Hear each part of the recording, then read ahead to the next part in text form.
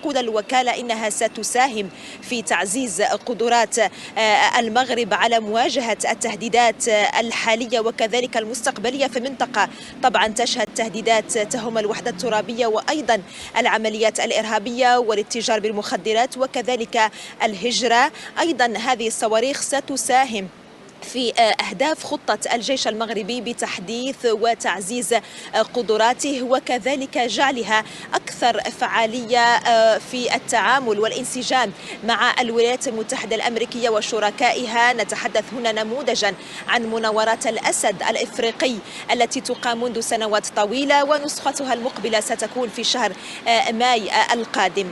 وفق الوكالة التابعة لوزارة الدفاع الأمريكية فإن هذه الصفقة تسهم في تعزيز الأمن القومي للولايات المتحدة الأمريكية من خلال المساعدة في تعزيز دفاعات حليف استراتيجي لواشنطن خارج حلف الناتو، في إشارة إلى المغرب التي قال البيان إنها ما زالت تشكل قوة إقليمية في الحفاظ على الاستقرار الإقليمي وكذلك التطور الاقتصادي في منطقة شمال إفريقيا.